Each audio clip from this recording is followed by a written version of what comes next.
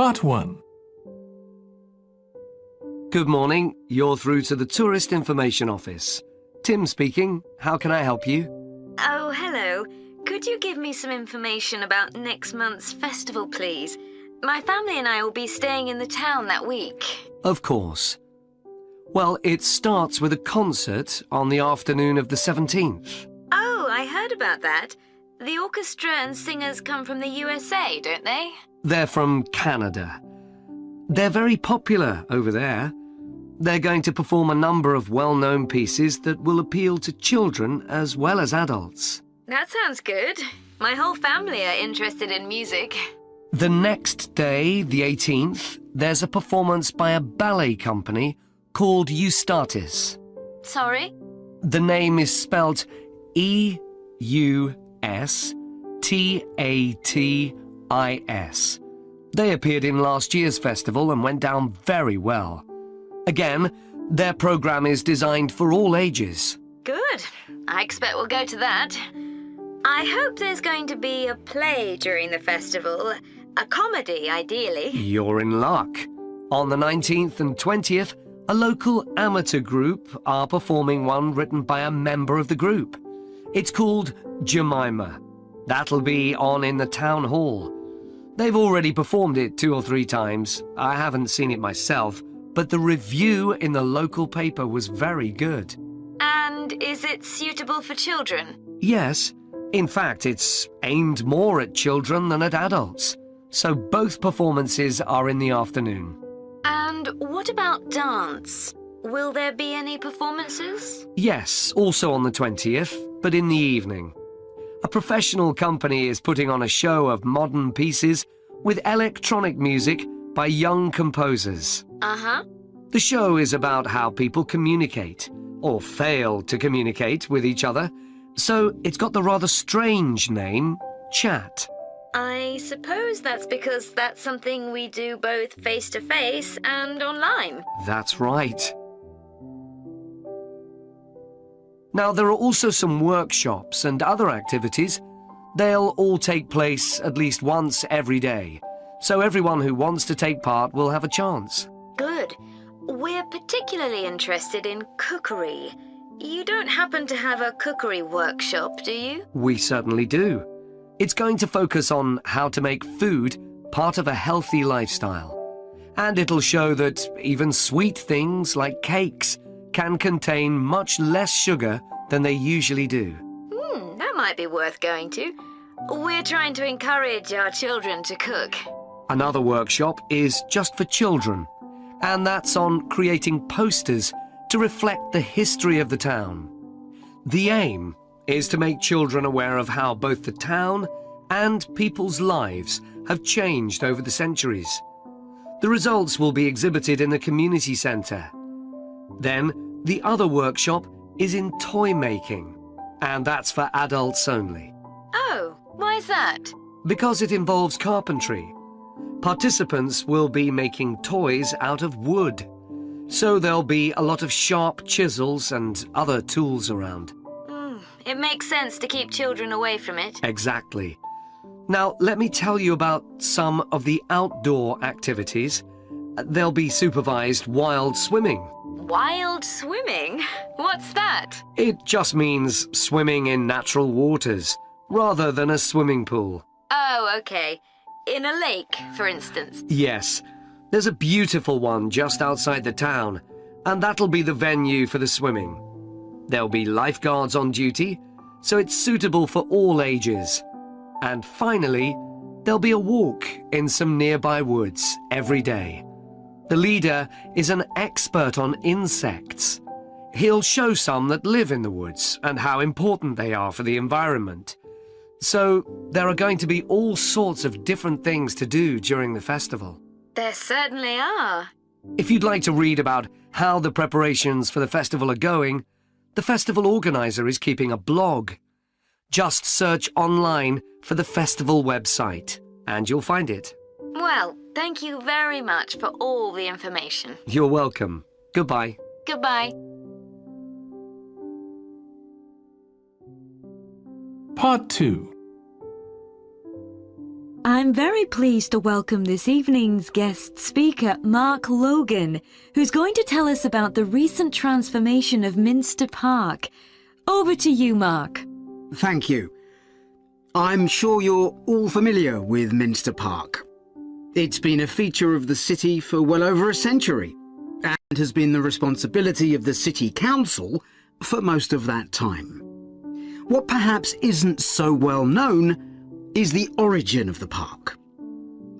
Unlike many public parks that started in private ownership, as the garden of a large house, for instance, Minster was some wasteland, which people living nearby started planting with flowers in 1892. It was unclear who actually owned the land, and this wasn't settled until 20 years later, when the council took possession of it. You may have noticed the statue near one of the entrances. It's of Diane Gosforth, who played a key role in the history of the park. Once the council had become the legal owner, it planned to sell the land for housing. Many local people wanted it to remain a place that everyone could go to enjoy the fresh air and natural environment. Remember, the park is in a densely populated residential area. Diane Gosforth was one of those people, and she organised petitions and demonstrations, which eventually made the council change its mind about the future of the land. Soon after this, the First World War broke out in 1914, and most of the park was dug up and planted with vegetables, which were sold locally. At one stage, the army considered taking it over for troop exercises and got as far as contacting the city council, then decided the park was too small to be of use. There were occasional public meetings during the war in an area that had been retained as grass. After the war, the park was turned back more or less to how it had been before 1914 and continued almost unchanged until recently. Plans for transforming it were drawn up at various times, most recently in 2013, though they were revised in 2015 before any work had started. The changes finally got going in 2016 and were finished on schedule last year. Okay, let me tell you about some of the changes that have been made and some things that have been retained. If you look at this map, you'll see the familiar outline of the park, with the river forming the northern boundary, and a gate in each of the other three walls. The statue of Diane Gosforth has been moved. It used to be close to the south gate, but it's now immediately to the north of the lily pond, almost in the centre of the park, which makes it much more visible. There's a new area of wooden sculptures, which are on the riverbank, where the path from the east gate makes a sharp bend. There are two areas that are particularly intended for children. The playground has been enlarged and improved, and that's between the river and the path that leads from the pond to the river. Then there's a new maze, a circular series of paths separated by low hedges. That's near the west gate. You go north from there towards the river and then turn left to reach it. There have been tennis courts in the park for many years, and they've been doubled, from 4 to 8. They're still in the southwest corner of the park, where there's a right-angle bend in the path. Something else I'd like to mention is the new fitness area. This is right next to the lily pond on the same side as the west gate. Now, as you're all gardeners, I'm sure you'll like to hear about the plants that have been chosen for the park.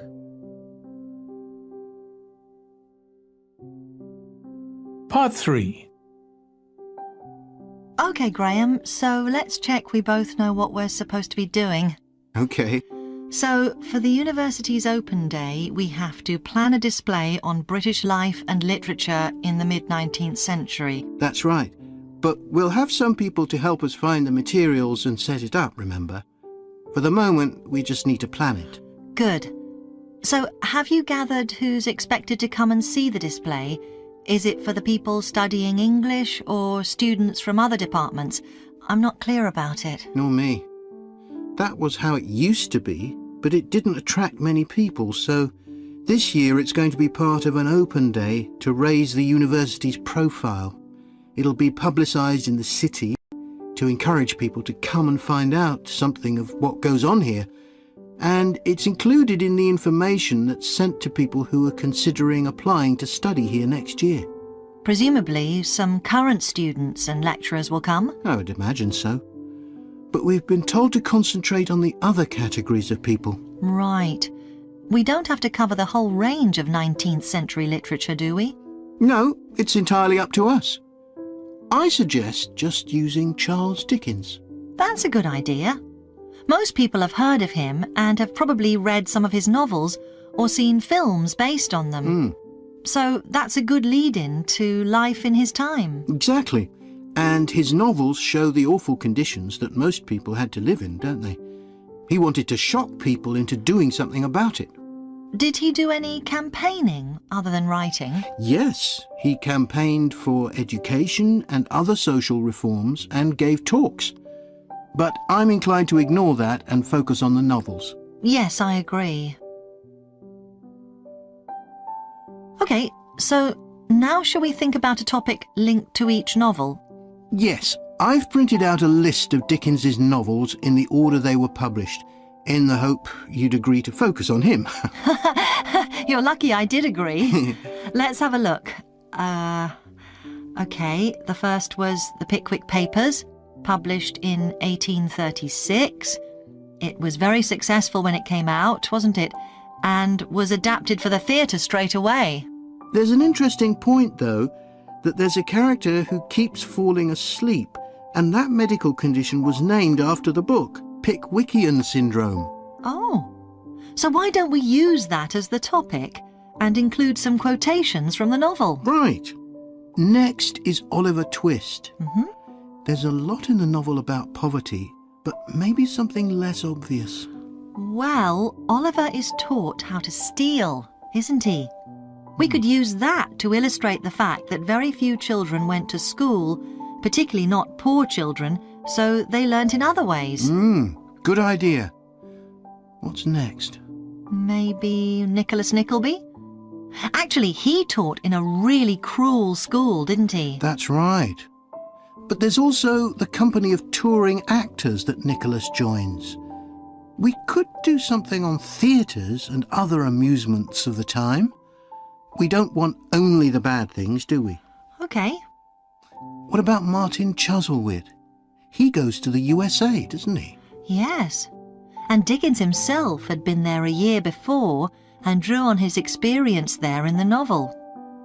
I wonder, though, the main theme is selfishness, so we could do something on social justice? No, too general. Let's keep to your idea. I think it would work well. He wrote Bleak House next. That's my favourite of his novels. Yes, mine too. Oh, His satire of the legal system is pretty powerful. that's true. But think about Esther, the heroine. As a child, she lives with someone she doesn't know is her aunt, who treats her very badly. Then she's very happy living with her guardian, and he puts her in charge of the household. And at the end, she gets married, and her guardian gives her and her husband a house, where, of course, they're very happy. Yes, I like that. What shall we take next? Little Dorrit? Old Mr. Dorrit has been in a debtor's prison for years. So was Dickens's father, wasn't he? That's right. What about focusing on the part when Mr. Dorrit inherits a fortune and he starts pretending he's always been rich? Good idea. OK. So next we need to think about what materials we want to illustrate each issue. That's going to be quite hard.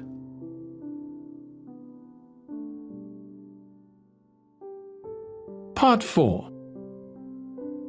I'm going to report on a case study of a program which has been set up to help rural populations in Mozambique, a largely agricultural country in Southeast Africa.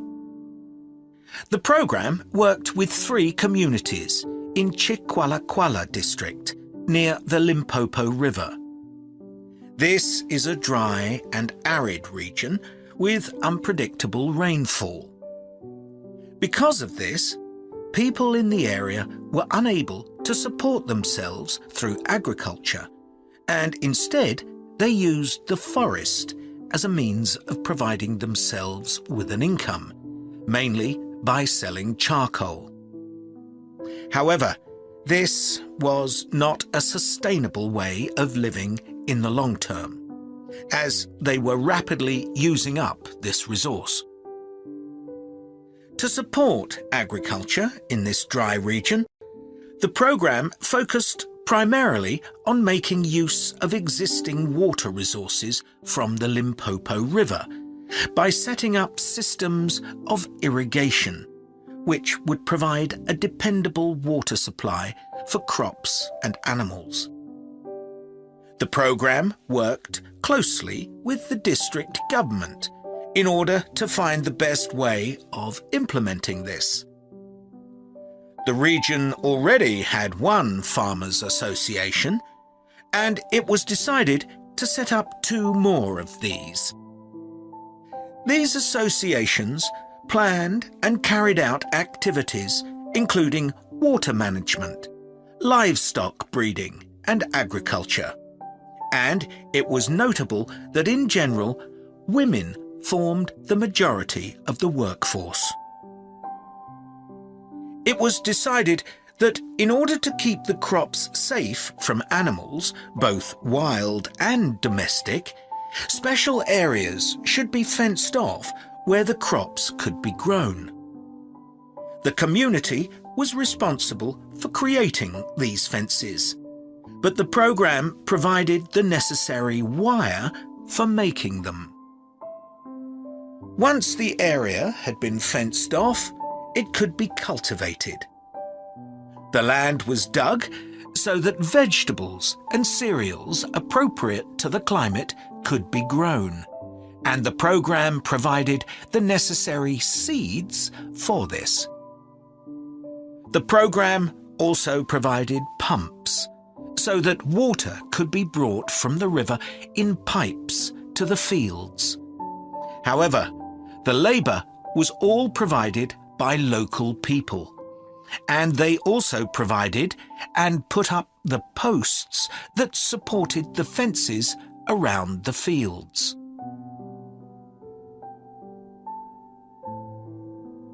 Once the program had been set up, its development was monitored carefully. The farmers were able to grow enough produce not just for their own needs, but also to sell.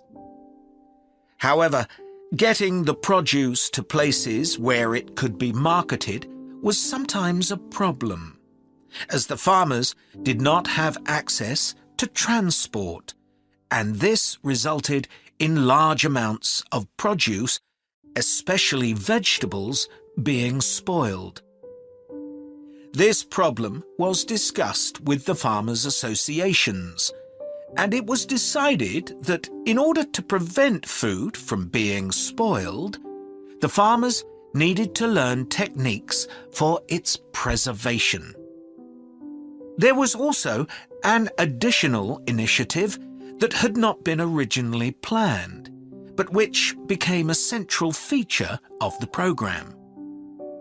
This was when farmers started to dig holes for tanks in the fenced-off areas and to fill these with water and use them for breeding fish, an important source of protein. After a time, another suggestion was made by local people which hadn't been part of the program's original proposal, but which was also adopted later on. They decided to try setting up colonies of bees, which would provide honey both for their own consumption and to sell. So, what lessons can be learned from this programme? First of all, it tells us that in dry, arid regions, if there is access to a reliable source of water, there is great potential for the development of agriculture. In Chiqualaquala, there was a marked improvement in agricultural production, which improved food security and benefited local people by providing them with both food and income. However, it's important to set realistic timelines for each phase of the programme, especially for its design, as mistakes made at this stage may be hard to correct later on. The programme demonstrates that sustainable development is possible in areas where there is